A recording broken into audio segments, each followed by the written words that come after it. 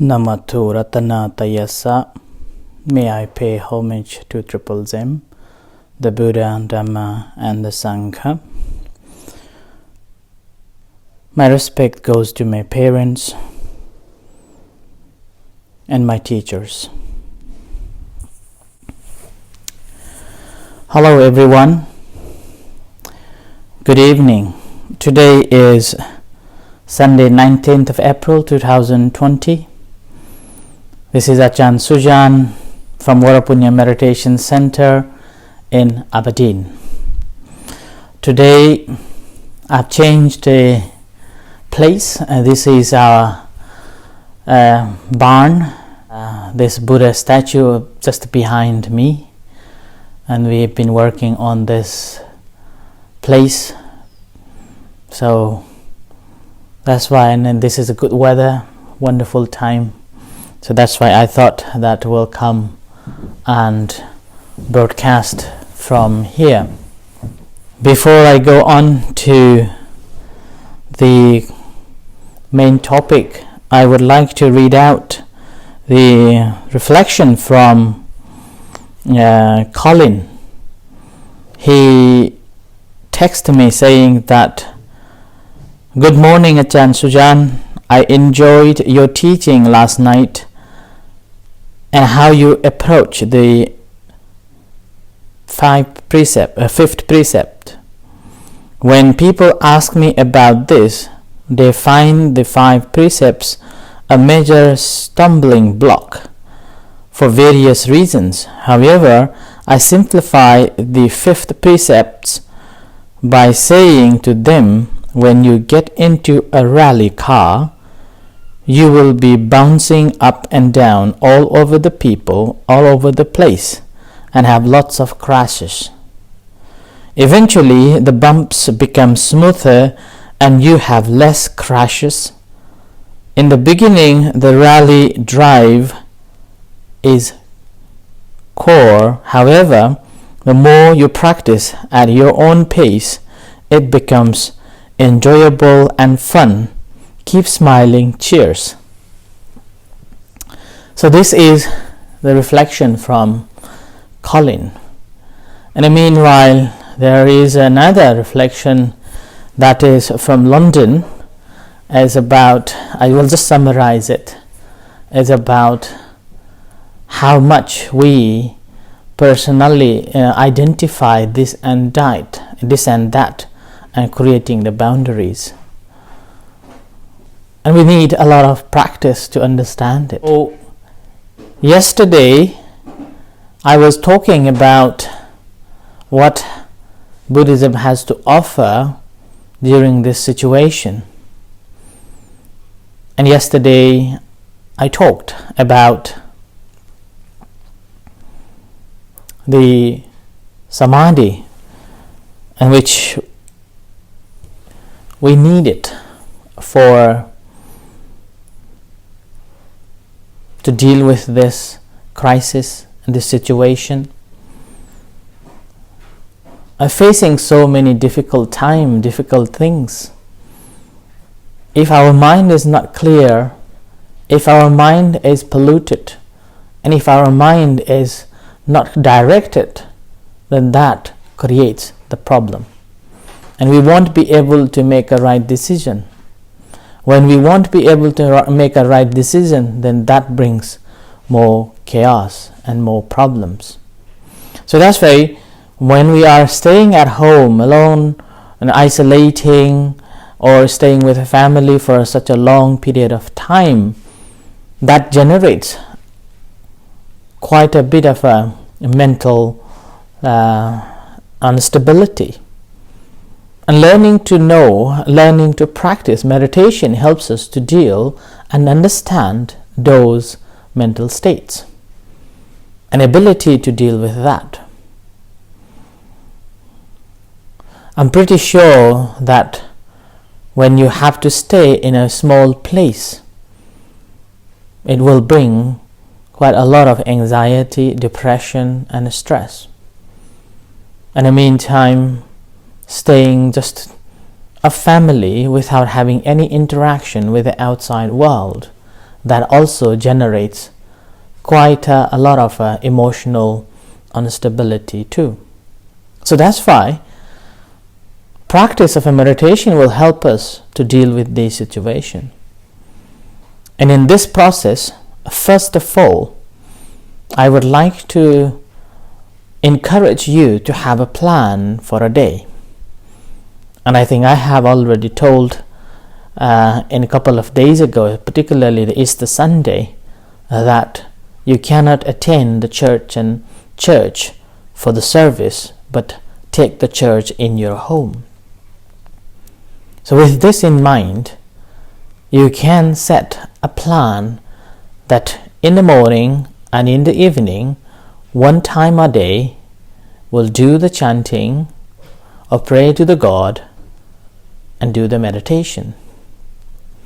And in the evening again, I will be coming up here, coming to you this time 6:30, to talk to you, to be friend with you, and delivering some of my thoughts and insights as a form help you to deal with this situation.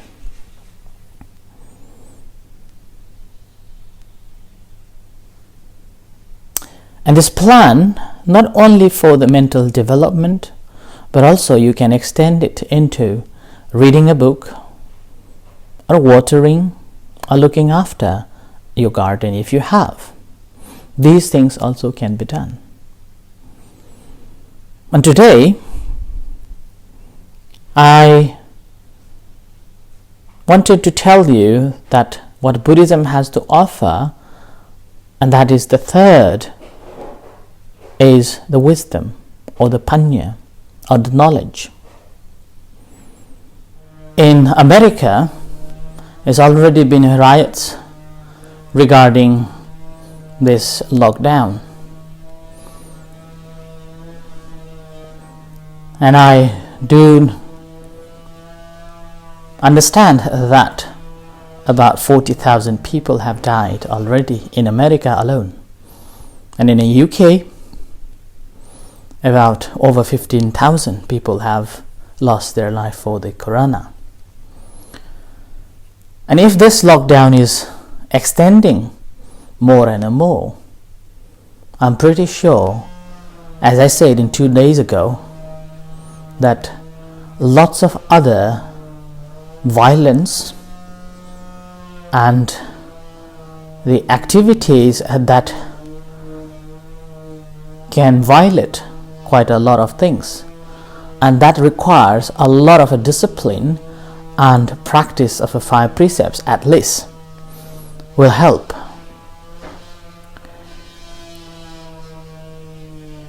And in order to prevent these activities which violates and which troubles and which brings a crisis, we have to have a right understanding. And in order to have a right understanding, our mind should be clear. Our mind should be in a very stable place. That's why we have to have meditation to help. Buddha used the simile that one who is trained, his mind is like the flashing light. Ability to ponder and ability to understand that what is right and what is wrong. Whatever he hears, whatever he listens, whatever he sees, he will use skillful means to understand the reality pertaining to the truth as they are, as it is. And once they have fully understood the reality and the whole information, their attitude will change. And with this, changing the attitude is the main thing, and which is the right understanding. And this topic, having a right understanding, I think, it is not just the scientists, not just the WHO, and not just the governments need to understand and have to have the right understanding about this pandemic. It needs a good information that goes to the people as well. So with that, and they will have a mutual understanding and will have a right attitude towards one another. And obviously this time, from the government part, they have to make quick decisions.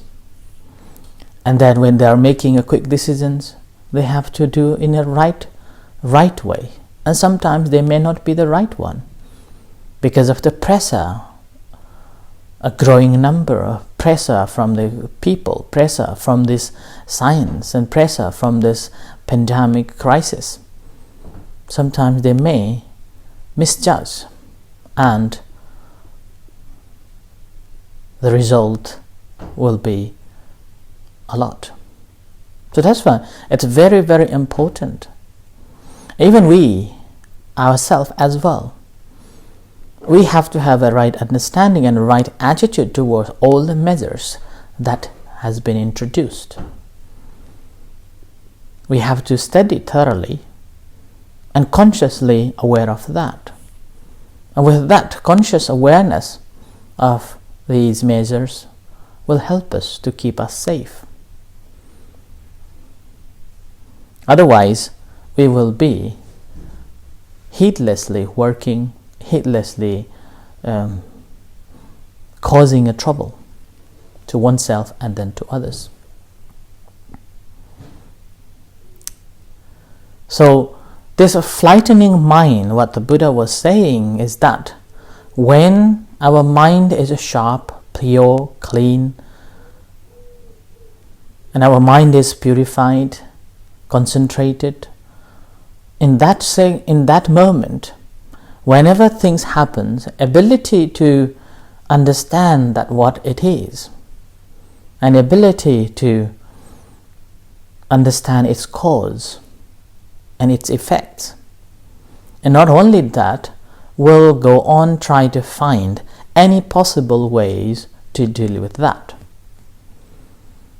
And in order to do that, I would like to introduce 4G, and that particularly the officials or the government members, and also we as an actor can practice that too. The first G is good. A good here, being a good person, being a good citizen, and being a person who has got moral values. And this first G, good, in order to be a good person, a good citizen with a good moral values, this can be only if one is practicing properly in accordance with soundly the 5 precepts. So the precepts number 1 is not harming or killing any beings, not taking which is not given, not sexual misconduct, not lying, and not taking any substances that clouds your mind. And very moment when you are practicing these 5 precepts, you are keeping or establishing yourself in a good position, a good person. Ethically, you are also good. Morally, you are also good. So the first G is very, very important to put ourselves in a right position. And in order to put ourselves in the right position, first, we have to understand that anyone who is not wise, or any friends or any associates that you have who are not that wise and understood that they are causing troubles, if possible, keep them aside and do not associate with them, because they will only bring the problems, they will only bring the crisis, they will only bring disturbances, stress, anxiety, and depression. And that also, the further on, associating with these people will encourage us to do bad things. And this also needs to be understood. And this association with them would be the first thing to do. And then when we find someone who is kind, compassionate, and helping nature, we associate with them. And with that, staying in a suitable place, an ability, and then developing the qualities of respecting our parents, our seniors, these will be categorized as a person who has been practicing to be a good citizen, a good person, and morally and ethically a good person. So that's the first G. And the second is give. And this giving, again, when we are establishing ourselves morally good and all the actions are morally good, our verbal actions and our physical actions and even our thinkings are full of love and compassion, with a kindness, with a care, then we will be able to give love. We will be able to give caring. We become more compassionate. So we be able to understand others' suffering. As there are so many people, they are having so much trouble. We are so lucky. Understanding that we are so lucky, that even helps to stay indoor and doing things what needs to be done. In the meantime, ability to help whenever you can, whenever there is a possibility. Sometimes people feel very depressed, or maybe family members feeling very depressed, confused. Even one simple call is also a form of a giving. Do not wait that you cannot do anything. Even a simple call, saying hi, hello, or just a small text can help. And sometimes giving them some guidance, and giving them a guidance again, also further helping too. So this is giving. The number 2 is a give. And number 3 is a guidance. Yeah? And I've already said giving a guidance is quite an important task in this crisis, in this difficult time. Giving a guidance how to go to shopping, how to go for a walk, or how to deal when we are in a stressful position. Simply just being there also, and providing some of the informations that they require. And this we can do it with full understanding. And then the last one is guard. So guarding them, guarding friends, guarding our relatives, or whoever, if there is anyone who needed any support, and we are guarding them. Do not leave them feel alone. Do not let them feeling that discarded. No one to turn. So we guarding them from falling into the darkness, guarding them from going down into the darkness of their minds. And anywhere, any possible ways, offering some supports. I have heard a few suicides as well, and that's simply because the corona virus spread and too much stress, and with that too much stress they couldn't cope and they didn't know who to turn. And in this situation, this difficult time, it's so sad that we cannot guard them. But if we are able to offer even a small guidance and be there and helping, we'll be able to keep them alive. I wish we could do that. So these things we will be able to do when our mind is fully developed, mentally strong. And in order to have that state of the mind, first of all, we have to know that confidently we able to be strong. Developing that confidence, believing within yourself that I can do that, I can get by it. Because in a couple of days' time, it will be going to be fine, as long as we are in a right position. And with that, having the plans for a day and having a right understanding of the things, having a right attitude towards the people, towards the situation, towards the environment, the way we behave will be completely in a modest way. And in that moment, we feel so lighter, we feel so brighter.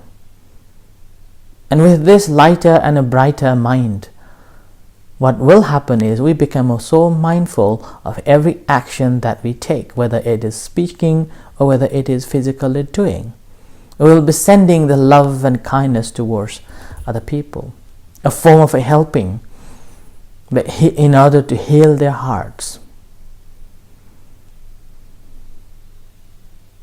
And with that, we become so contented.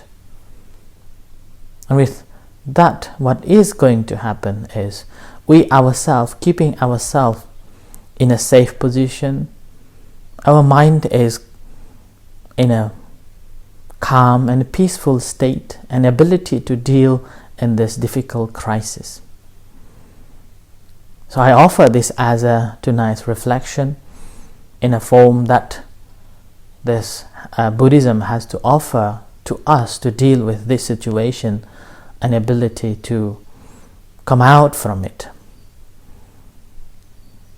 And remember, the wisdom that generates, or wisdom that I'm talking, is from the experiential level of understanding.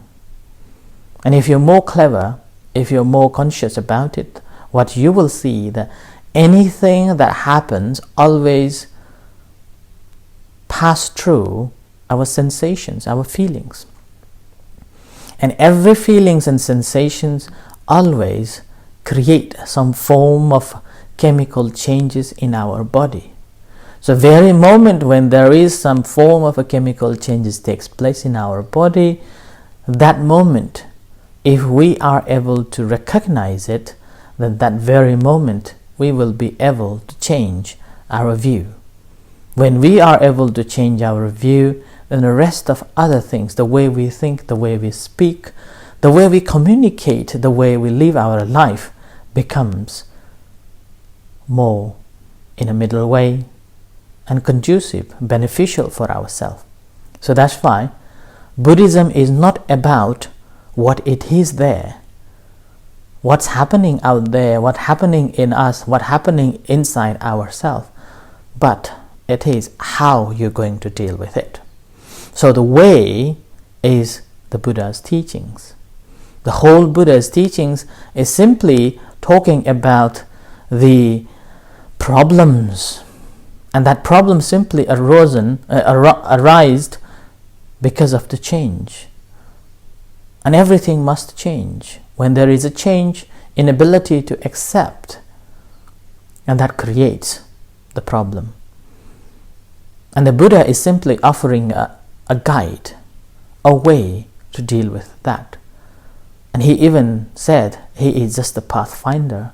We have to walk on this path to understand and free ourselves. So I offer this as a guide, and hopefully you can go along with this to find out. So I end with this here for tonight, and we'll see you again tomorrow at 6:30. In a couple of minutes we will have an evening chanting, and also after evening chanting we will have a guided meditation. You're most welcome to join.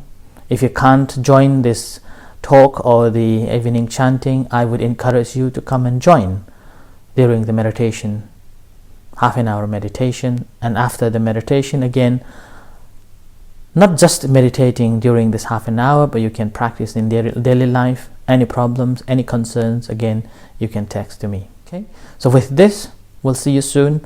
May you be happy, peaceful, and may the Buddha bless you. And good night.